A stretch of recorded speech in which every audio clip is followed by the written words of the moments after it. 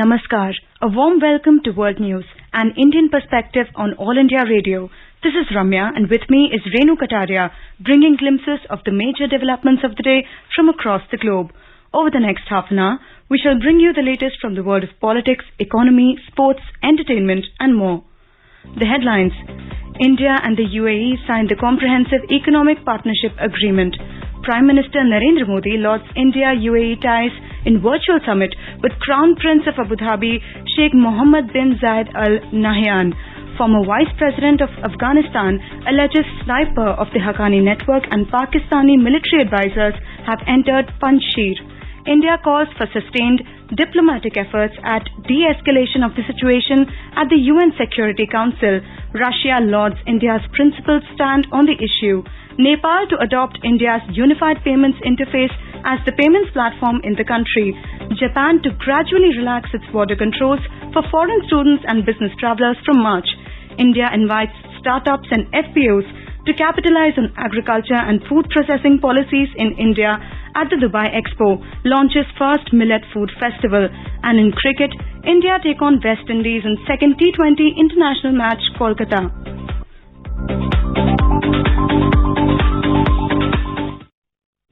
With the new Omicron variant of coronavirus causing concern, we appeal to our listeners to be vigilant and to get fully vaccinated and help others, including children between 15 and 18 years, to get vaccinated. Please continue to follow these 3 simple steps to stay safe. Wear a face mask, maintain 2 gaz ki duri for social distancing, focus on hand and face hygiene. For any COVID-related information and guidance, contact national helpline numbers 011-2397-8046 and 1075. And now the news in detail. India's Prime Minister Narendra Modi and Crown Prince of Abu Dhabi Sheikh Mohammed bin Zayed Al Nahyan held a virtual summit on Friday. In his opening remarks at the India-UAE Virtual Summit, Prime Minister Modi said the summit reflects that the friendly relationship between the two countries is continuously reaching new heights despite various challenges. He said the Crown Prince of Abu Dhabi's personal role in strengthening the relationship has been extremely important. Mr. Modi expressed happiness that India and UAE have signed the Comprehensive Economic Partnership Agreement. मुझे बहुत प्रसन्नता है कि हमारे दोनों देश आज comprehensive economic partnership agreement पर हस्ताक्षर कर रहे हैं। यह उल्लेखनीय है, इतने महत्वपूर्ण समझौते पर हम 3 महीने से भी कम समय में बातचीत संपन्न कर पाए। यह समझौता दोनों देशों की गहरी मित्रता, साझा दृष्टिकोण और विश्वास को दर्शाता है। The Prime Minister thanked the Crown Prince of Abu Dhabi for taking care of the Indian community during the COVID pandemic. He also invited him for an early visit to India. आज की हमारी virtual summit यह दिखाती है कि तमाम चुनौतियों के बावजूद हमारे मित्रतापूर्ण संबंध निरंतर नई ऊंचाइयों तक पहुंच रहे हैं। Prime Minister Modi strongly condemned the recent terrorist attacks in UAE. He said India and UAE will stand shoulder to shoulder against terrorism. Mr. Modi said that he will always be grateful to the Crown Prince of Abu Dhabi for the way he has taken care of the Indian community in UAE during the COVID pandemic. Both leaders expressed deep satisfaction at the continuous growth in bilateral relations in all sectors. Prime Minister Modi and the Crown Prince issued a joint vision statement on advancing the India and UAE Comprehensive Strategic Partnership. Speaking on the signing of the CEPA, India's Minister for Trade and Commerce Piyush Goyal said the UAE and India are natural partners and complement each other. He asserted that both are for a rule-based order. He said that the Comprehensive Economic Partnership signed in 88 days is the fastest to have been finalized anywhere in the world. Afghanistan's former Vice President Amrullah Saleh has said that tens of snipers belonging to the Haqqani network and a number of Pakistani military advisors have come to Panjshir province. Saleh took to Twitter to post that Haqqani militias and Pakistani military advisors have been deployed to the Panjshir Valley. He has mentioned that before these Pakistani military advisors used to run such activities for Afghanistan from the Sherat area of Pakistan. He also claimed that their military camp was seen by people in Panjshir. In another tweet, Mr. Saleh said that Talib juntas at the local level coerced the NGOs to enlist their militias for aid. He also alleged that they suppressed the access of specific communities and constituencies to humanitarian aid. He appealed to UN agencies to stop NGOs feeding the Haqqani terror networks and crime cartels. According to reports, a former Canadian ambassador to Afghanistan has said that the Afghan assets belong to its people and not to Pakistanis. According to sources, the ambassador said that it is on Pakistan to compensate the victims of the 9/11 attacks and not the people of Afghanistan. The comments came in light of President Joe Biden's plans to allow a portion of billions of dollars in frozen assets seized from Afghanistan's central bank to go towards settling claims brought by families of victims of the September 11 terror attacks. Meanwhile, the people of Afghanistan also reacted to the decision, saying that Osama bin Laden was sheltered in Pakistan where he hatched the 9/11 attacks. Hence, it is on Pakistan to compensate for the victims, not Afghans. The United Nations called on Thursday for the parties to make meaningful progress on implementation of the 2015 Minsk agreements at the Security Council. UN Political Affairs Chief Rosemary DiCarlo made the appeal amid competing narratives of events unfolding swiftly in and around Ukraine. Russia claims to be drawing down its troops while the US and its allies are proclaiming that an attack is imminent. US President Joe Biden on Thursday, in response to a media query, said that a Russian invasion of Ukraine is very likely. At the meeting, Deputy Minister of Foreign Affairs for the Russian Federation, Sergei Vershinin, disputed claims that Moscow is sidestepping its obligations, saying there is no mention of the Russian Federation in the Minsk agreements. In response, Antony Blinken, Secretary of State of the United States, described implementation of the Minsk agreements as a shared goal and the main framework for resolving the conflict in eastern Ukraine. He said in Ukraine, the most immediate threat today is Moscow's looming aggression. Meanwhile, at the UN Security Council session on Ukraine, India's permanent representative to the UN Ambassador Tirumurti urged all parties to engage through diplomatic channels and work towards the implementation of the Minsk agreements. India has been in touch with all concerned parties. It is our considered view that the issue can only be resolved through diplomatic dialogue. India's interest is in finding a solution that can provide for immediate de-escalation of tensions, taking into account the legitimate security interests of all countries and aim towards securing long-term peace and stability in the region and beyond. More than 20,000 Indian students and nationals live and study in different parts of Ukraine, including in its border areas. The well-being of Indian nationals is of priority to us. In conclusion, we reiterate our call for the peaceful resolution of the situation by sincere and sustained diplomatic efforts to ensure that concerns of all sides are amicably resolved through constructive dialogue. Russia praised India's stance at the UNSC meet, which saw no voting. In a tweet, the Russian embassy in India welcomed what it described as India's balanced, principled and independent approach. Nepal will become the first country outside of India to adopt Unified Payments Interface or UPI as the payments platform in the country. The international subsidiary of NPCI, the NIPL, in a statement made the announcement on Thursday. A report. National Payments Corporation of India, NPCI, is an umbrella organization for operating retail payments and settlement systems in India. Bharat Interface for Money or BHIM is a payment app to make simple, easy and quick transactions using the UPI.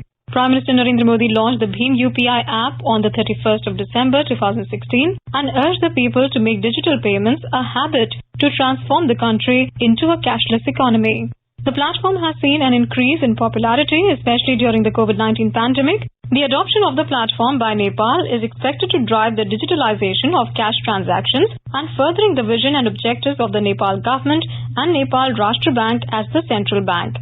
NIPL said that the collaboration will enable the last-mile consumers in Nepal to reap the benefits of an open, interoperable payment system, driving immediate payment transfers between bank accounts and merchant payments in real time. This is Saira Mujtaba for World News AIR.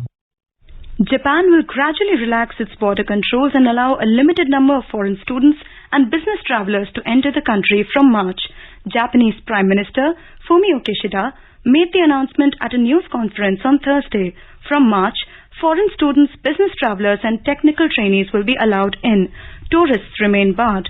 There will be a daily limit on incoming travelers, although it will be raised to 5,000 from 3,500. This is a major step in reopening Japan's borders, as many countries have relaxed COVID-19 restrictions amid growing indication that the Omicron variant is less likely to cause severe illness than the earlier strains. In today's Hotspot section, we bring you a discussion on the India-UAE Virtual Summit and the road ahead. In conversation are former diplomat Anil Wadhwa and Nilova Roy Chaudhary, a journalist. Anil, what makes this comprehensive economic partnership agreement so important in bilateral relations? Nilova, as far as this bilateral comprehensive economic partnership agreement is concerned, it's taken some time. It's been in the making for a while. Since 2014, both sides have been trying to reach this agreement. But really speaking, I think there's been an impetus which has been given since September of last year. And at that point in time, India decided to have limited FTAs with a number of countries. UAE was on top of the list, obviously because UAE is a very important bilateral partner. And of course, both countries have had this relationship for a very long time, but really it was in the 90s when the economic liberalization process started in India that trade and investments between the two countries started picking up. Now, if you look at the major exports that India has to the UAE, that's quite a basket. It includes petroleum products, precious metals and stones, gems and jewelry, minerals, food items, fruits and vegetables, tea, meat, seafood, textiles, engineering and machinery products and chemicals. And the mix of the imports is also very important because India gets a lot of petroleum and petroleum products, in natural gas and precious metals and stones and wood products from the UAE. If you look at this mix, I think through this agreement, you will have about 80% of India's exports being reduced to zero tariff. And that is really something which will power Indian exports then into UAE and also into areas like Africa and into Europe because UAE is an important trading destination.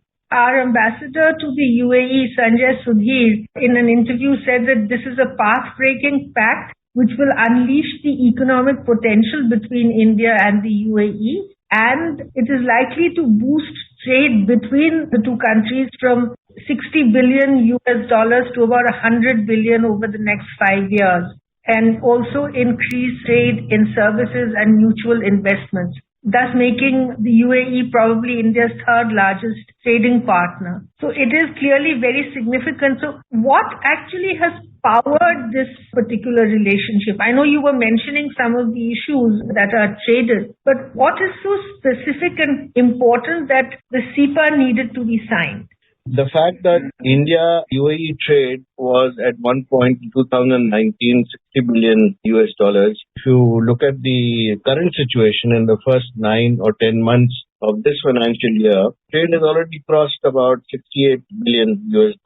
So it's not insurmountable that this trade will touch $100 billion as our ambassador to UAE has pointed out. But what is most important is that in 5 years' time, the services exports to the UAE is supposed to touch $15 billion. And that's really significant. But along with trade and investment, you also have accompanying interests which will be revived in both countries as far as new sectors are concerned. If you look at what's happened between 2020 and 21, UAE sovereign wealth funds have invested $4.1 billion in India. And these are in 5 very important sectors: the services sector, the sea transport, our construction activities and construction development for townships and housing and built-up infrastructure. All these are important areas for India's development going forward. And we must remember that when Prime Minister Modi had visited UAE in 2015, at that point in time, in the joint declaration which was signed, there was a desire which was expressed that UAE investment would aim to reach a target of $75 billion. Of course, not much happened immediately, but we've now started seeing an interest, and that interest includes investment in Jammu and Kashmir as well, after Article 370, which is going to strengthen India's position internationally on Kashmir, so which is also very significant. And I think a way of cooperation between India and UAE, we have two critical areas of food security and healthcare. This cooperation has come about during the COVID period. And along with that, there is this energy relationship which is continued to strengthen. Now we have new areas of startups, of renewable energy, of fintech, etc. And all that will receive a boost because of this CPA agreement. In recent years, bilateral relations between India and the UAE have really strengthened in all areas, actually, particularly also in security and counter-terrorism ties, and of course in this economic sphere. So what has made this relationship such an important component of Indian foreign policy today? I think there's been a comprehensive effort on both sides, I would say, but more in terms of how India has reached out to the GCC countries in general. So whether it's ties with UAE or Saudi Arabia or Qatar or the other countries in the region, India has made an effort over the past few years to reach out, knowing fully well that the diaspora in these countries constitute a very important segment of their population. The remittances are very important as well. And it also provides an outlet for Indian investments, which are then meant to benefit these companies who are investing there with their dealings with other continents like Africa and Europe, which are named. For example, $85 billion have been invested by Indian companies in the UAE alone. And that is a huge amount. Of course, UAE is also the 8th largest investor in India with $11 billion between March 2021 alone. Now that's again significant amount if you look at the time period in particular. And Indians make up about 38% of UAE's total residents. So that's a significant portion of the population. Indians are there in every field in the UAE. And if you take the GCC as a whole, relationship is also increased in other fields like defense, for instance. And as we speak today, for instance, we have a defense visit from Saudi Arabia, and that is happening at the same time. So overall, I think there is a concerted effort, concerted push by India to improve this relationship with the GCC countries. In fact, Prime Minister has visited the UAE thrice since he assumed office. And then since the COVID pandemic happened, the UAE is one of the countries with which India had this air bubble arrangement so that people could travel between the two countries while trying to care for each other's health initiatives and trying to see how best be accommodative of each other's concerns. I'm glad that you pointed out about the air bubble because that has helped Indians to return back to employment and business in the UAE. And after that, we've seen similar air bubbles being established with other countries in the GCC as well. And as a result, India is the top remittance destination from the UAE and actually got 33.6% of the total outflow from the UAE in 2021. So that's a huge figure again. Trade relationship aside, there is also this very important counter-terrorism element in the relationship that has developed, that has helped India to a very large extent and vice versa in terms of curbing terrorism, that the UAE has played quite a stellar role in cracking down on a lot of the terrorist elements that were initially using Dubai as a hub, but now all of that has undergone a radical change. Yes, right from 2015 onwards when Prime Minister Modi had visited the UAE, we've seen a sea change in how the UAE is handling the issues of terrorism. And UAE doesn't want its relationship with any country to be affected because of its own tolerance of these practices which used to exist earlier. And there used to be a number of criminals who used to find, asylum in countries of the GCC like UAE. But after that, we've seen cooperation, in repatriation of a number of wanted criminals to India. We've also seen the intelligence cooperation grow between the two countries, exchange of information on economic crime, which has also gone up tremendously. And we have some white-collar individuals who have also flown from India and were actually in the UAE who've been repatriated in recent times. So all this points to a new attitude in the UAE on how to handle the issue of terrorism and counter-terrorism. Indeed, so it is very clear and very apparent that the India-UAE relationship is one of the pivotal ones as far as both countries are concerned. Anil, thank you so very much. Thank you very much, Nilova.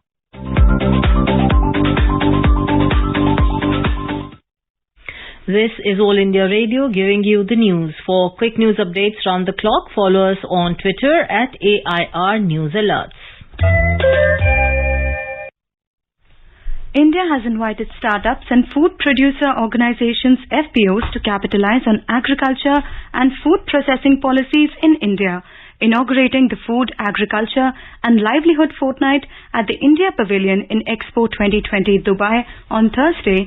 Additional Secretary, Minister of Agriculture and Farmers Welfare assured prospective investors that they would be considered for providing equity grants, management costs and other available support measures. This is a part of India's efforts to showcase the country's investment-friendly policies and growth opportunities in agriculture and allied sectors at Expo 2020 Dubai.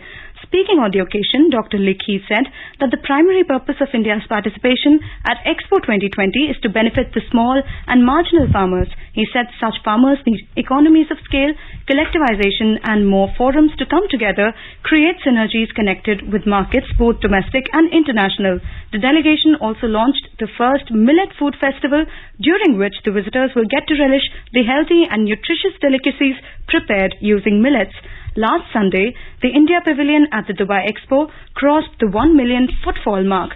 Taking to Twitter, India's Minister for Commerce and Industry, Piyush Goyal, hailed the development as a proud moment for India. Meanwhile, India's Minister for Science and Technology, Dr. Jitendra Singh, said that India is emerging as the world's preferred startup destination. Speaking as the chief guest at India First Tech Startup Conclave 2022, an award summit in New Delhi on Friday, the minister said that this is an outcome of India's vast unexplored potential coupled with ease of business and regulatory environment. He added that India is fast becoming a breeding ground for innovations and future trends show opportunities for startups to disrupt and innovate with technologies like blockchain, the Internet of Things, artificial intelligence and machine learning. The Government of India, the state governments of Karnataka and Odisha and the World Bank have signed a $115 million program on rejuvenating watersheds for agricultural resilience through innovative development programs. In a statement, the government said that the projects will help national and state institutions adopt improved watershed management practices to help increase farmers' resilience to climate change, promote higher productivity and better incomes. It asserted that the Government of India has committed to restoring 26 million hectares of degraded land by 2030 and doubling farmers' income by 2023.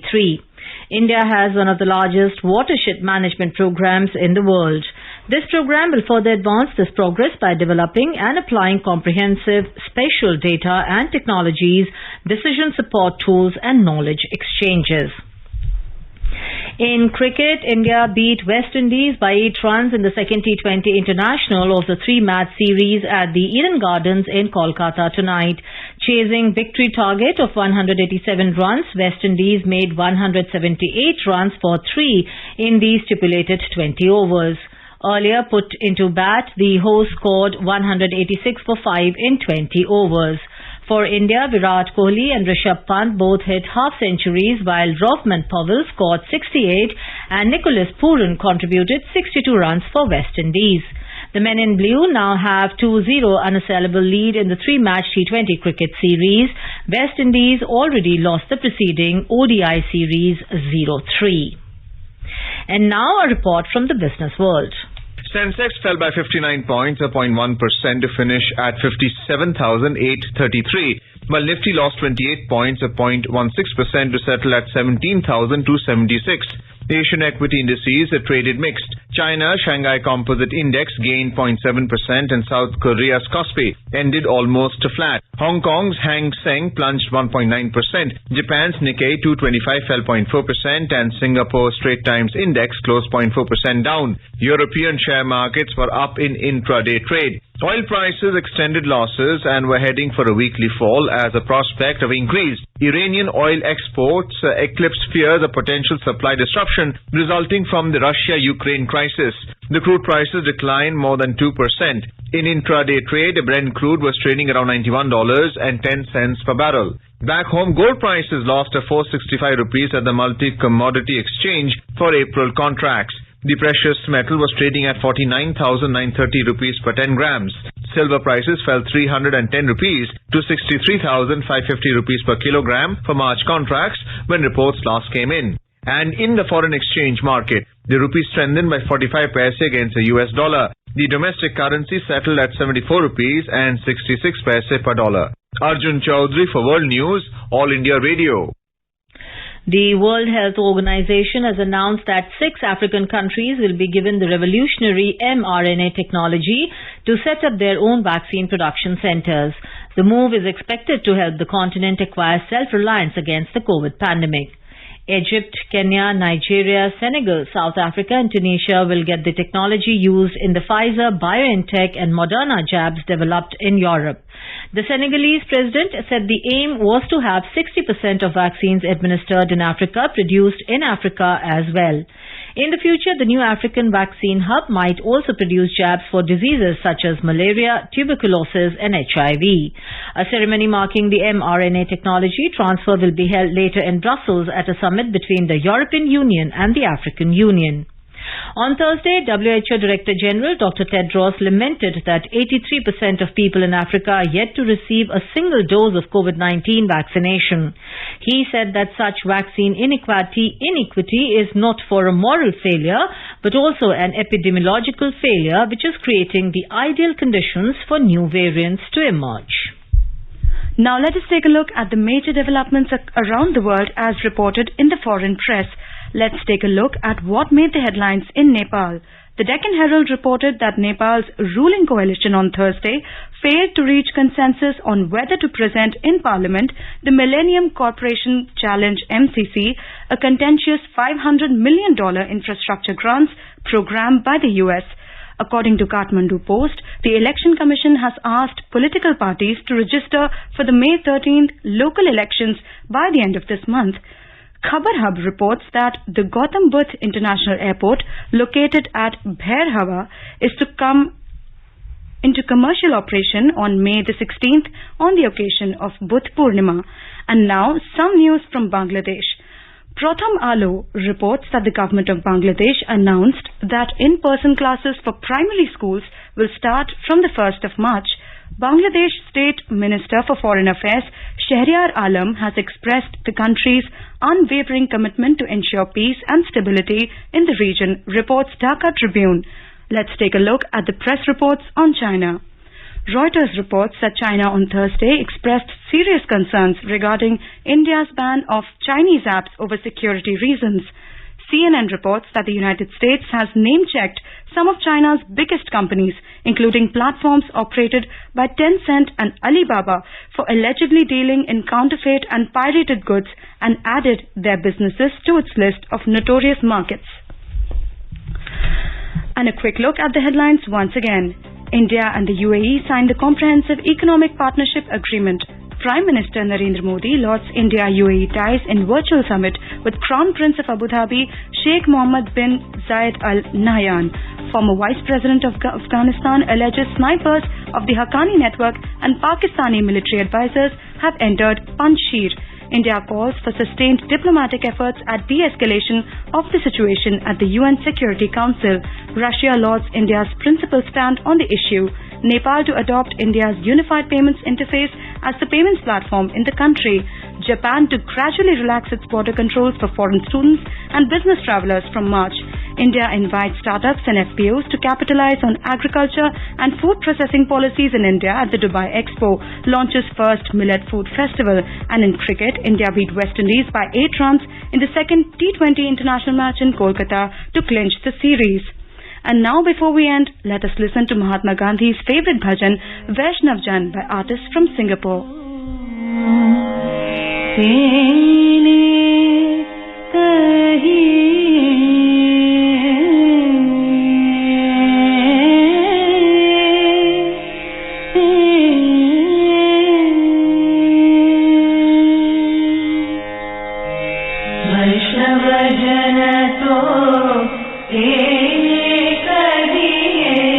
जे पीड़